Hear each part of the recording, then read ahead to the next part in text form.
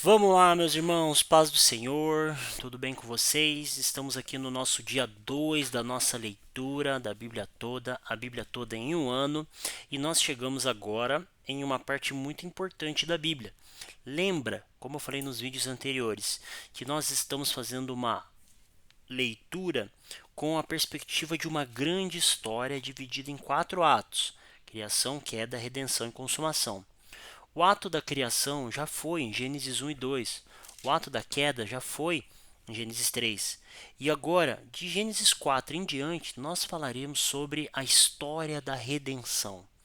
Como esse Deus que criou todas as coisas, que viu o homem negando a, a chance de obedecer a Deus no jardim, viu o homem pecando, como Deus vai redimir o seu povo através de uma grande história com vários e vários capítulos, vários e vários contextos, vários e vários textos, vários gêneros literários. A Bíblia vai mostrar como um Deus grandioso e amoroso, ele redimiu a humanidade, como vai ser esse processo de redenção e salvação do homem, tá? Então vamos começar no começo. Gênesis 4, logo após Adão e Eva ter pecado, você tem o primeiro assassinato da Bíblia. E pior de tudo, que é um irmão matando o outro irmão. Estamos falando de Caim e Abel. Logo no começo do texto, você vê que Deus ele dá um alerta para Caim. Então ele fala para Caim: olha, por que você anda irritado? Por que essa cara fechada? Se fizer o que é certo, não é verdade que você será aceito, mas se não fizer o que é certo, eis que o pecado está à porta à tua espera. O desejo dele será contra você, mas é necessário que você o domine. Então, você vê que por mais que o homem ele é mau, ele tem agora o pecado no seu DNA.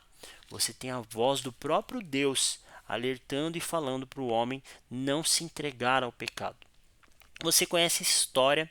Caim mata Abel por conta de uma inveja da sua oferta que não foi aceita, por conta daquilo que nós vamos descobrir lá em Hebreus, né? Que a oferta de Abel foi aceita porque Abel teve fé, diferentemente de Caim. E você tem o começo da degradação da humanidade. Por conta desse assassinato, você vê que os descendentes de Caim, eles são amaldiçoados. Mas não pense que porque eles foram amaldiçoados, toda a descendência de Caim não presta. Você vê muitas coisas boas sendo feitas pelos descendentes de Caim. Por exemplo, você vê que dos descendentes de Caim gerou o que? Ada deu luz a Jabal, que foi o pai dos que habitam em tendas e possuem gado. Então você vê o começo da pecuária e também construção de tendas. Olha só, o seu irmão Jubal foi o pai de todos que tocam harpa e flauta. Então o criador da harpa e da flauta veio de uma descendência amaldiçoada, né? Então, instrumento de bronze, ferro, foi feito a sua irmã Tubal-Caim, foi Naamá. Então você vê várias coisas boas, a gente chama isso na teologia de graça comum, uma graça comum a todos os homens, mesmo de uma geração amaldiçoada, que é a geração de Caim. Guarde isso, a geração de Caim foi amaldiçoada por conta do pecado de Caim. Mas Deus dá vários filhos, Adão e Eva nesse tempo estão tendo vários filhos, e um desses filhos, né, é Sete. E Sete, a Bíblia diz que na época de Sete, olha o que diz: a Sete nasceu-lhe também um filho, ao qual pôs o nome de Enos. Foi nesse tempo que começou a invocar o nome do Senhor. Então, da geração de Sete, nessa época em que Sete começou a ter a sua descendência, o nome do Senhor começou a ser invocado. A gente chega então na primeira genealogia da Bíblia. Sabe aquele texto que geralmente a galera lê meio na diagonal, assim, vai pulando e fala: olha, esse aqui viveu tantos anos, esse foi pai desse, essa coisa não é tão legal de ler, né? Realmente às vezes parece meio cansativo, mas você tem muitas coisas preciosas no meio das narrativas, no meio das genealogias. E uma das coisas preciosas que nós temos aqui é da genealogia de Adão, então ele vai passando, né? Adão, Sete, Enos, Cainã, Malalel, Jared, Enoque. E você chega num homem chamado Enoque. Olha que história incrível. Eu tenho certeza que quando você fez a tua leitura aí, você percebeu que Enoque não morreu. Enoque é uma história singular na Bíblia. O que Enoque faz? Ele anda com Deus. Todos os dias de Enoque foram 365 anos. Enoque andou com Deus e não foi mais visto, porque Deus o levou para junto de si. Olha que coisa maravilhosa! Enoque, um grande homem de Deus, bisavô de Noé, andou tanto com Deus ao ponto de Deus levá-lo para si. Olha que interessante. Depois Enoque tem um filho chamado Matusalém, que você sabe, né? Existe até as brincadeiras, o cara é tão velho como Matusalém, porque foi o homem que viveu mais tempo na Bíblia, 969 anos, né? 969 anos.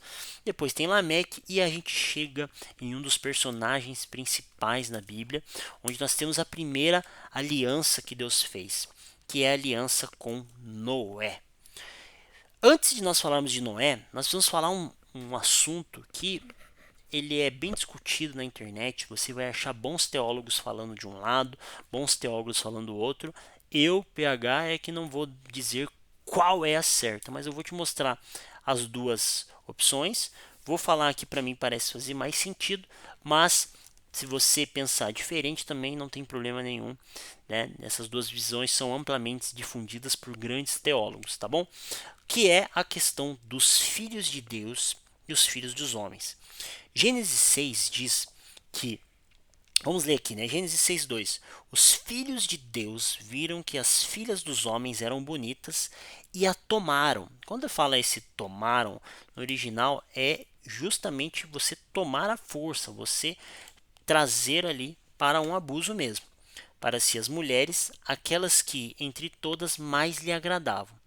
Então, esse fato entristeceu o Senhor ao ponto de o Senhor dizer: E o meu espírito não agirá para sempre no ser humano, pois é carnal, e os seus dias serão 120 anos. Então ele diminui a longevidade do homem por conta do pecado que entristeceu o coração do Senhor.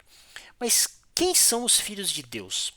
Geralmente, filhos do homem, as pessoas pensam como a humanidade. Tá? Então a gente tem duas teorias.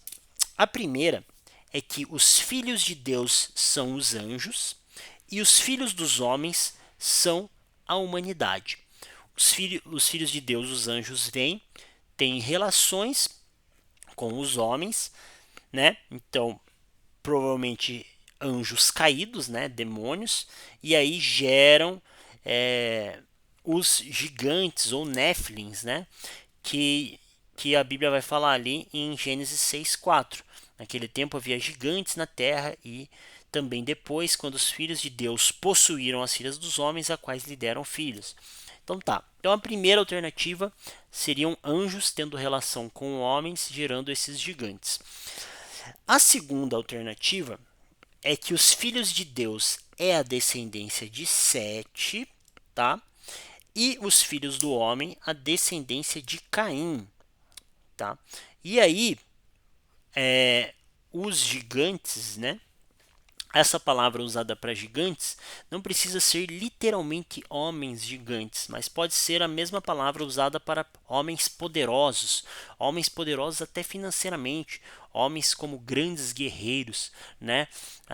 Aqueles que iam lá e faziam grandes conquistas. Então esses gigantes não precisa ser literalmente um gigante, né? Então você tem essas duas opções. A que me parece mais coerente com o texto é a segunda opção. Por quê? Você tem Jesus dizendo lá em Mateus que os anjos eles não se dão em casamento, que no futuro nós seremos como os anjos que não se dão em casamento, ou seja, não tem relações sexuais, não coabitam, né? Não tem esse tipo de relação. Outra coisa interessante é que os filhos de Deus, né? Eles tomam os filhos dos homens, e esses filhos de Deus, a linhagem de Sete, é uma linhagem abençoada. Então é um pecado muito grande que eles cometem ao ponto de Deus se entristecer. Então imagine a linhagem abençoada, que é a linhagem de Sete, está cometendo, né, um abuso muito grande por serem homens mais ricos, mais poderosos, mais fortes, mais abençoados, de uma linhagem que é uma linhagem amaldiçoada, que é a de Caim. Então imagine uma pessoa muito poderosa, uma pessoa muito relevante, com muito poder físico, poder financeiro, por ser uma linhagem abençoada, ela usa esse poder para abusar de uma linhagem amaldiçoada, que é a linhagem de Caim. Me parece, com, né, textualmente, isso faz mais sentido, né? A outra visão, que anjos vindo coabitar, você teria um problema. O primeiro problema é como que anjo, que é espírito, está tendo relação com homens, né, com pessoas. Como que você resolveria isso, né? Se você for ver na mitologia grega, isso é normal. Zeus vinha, teve relação com uma humana e aí gerou a, o Hércules, né, que é um semideus, tal. Então faz sentido na mitologia grega, mas dentro da escritura hebraica isso fica complicado, porque um anjo é um ser espiritual, né? O próprio demônio é um ser. Ah, mas pode ser que o demônio se apossou de um homem e teve relação com eles. E aí então entra no caso 1, não foram anjos, foram homens endemoniados. Tá? Outro problema que se for anjo é que as pessoas que falam que é anjo dão um exemplo lá de quando as pessoas queriam ter relação com os anjos lá no caso de Ló, que nós vamos chegar aí mais para frente. Mas naquela época eram os homens que viram os anjos e quiseram ter relações com eles, não foram os anjos que quiseram ter relações com os homens. Então me parece que faz mais sentido pensar como a descendência de Sete se perdendo ao ponto de abusar da descendência de Caim, e isso foi uma maldade tão grande, que Deus precisou fazer um reset na humanidade. Cumprir o seu juízo, matar todas as pessoas e ficar apenas com um homem, Noé e sua família.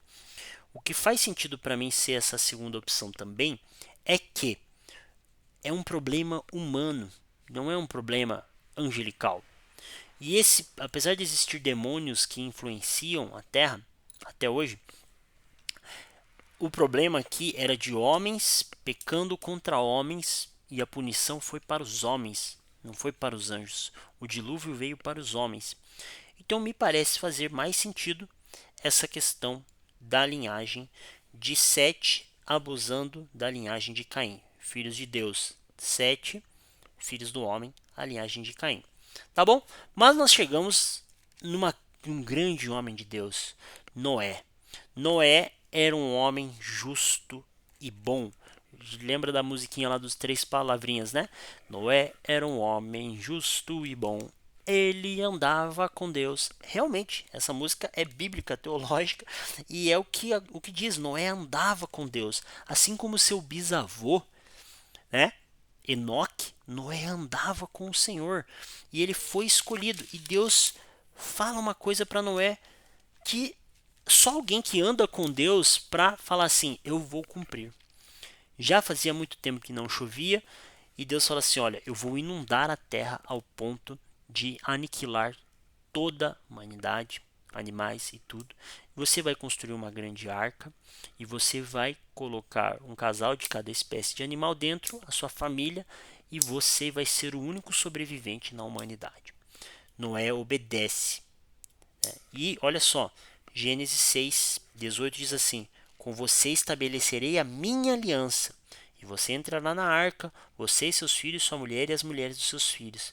E todos os seres vivos você fará entrar na arca, 2 de cada espécie. Então, olha só, a primeira aliança que nós temos é a aliança com Noé, tá bom?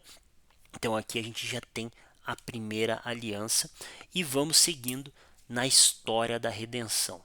Será que Noé vai conseguir cumprir com esse mandamento, com isso que Deus falou? Nós vamos ver nos próximos capítulos aí, acompanhando essa grande história da redenção. a história da busca de Deus pelo homem, a história de que Deus, um, um, um Deus poderoso, um Deus amoroso, um Deus cheio de amor, está o tempo todo tentando redimir a humanidade. E aí nós vamos ver nos próximos capítulos, tá bom? Deus abençoe.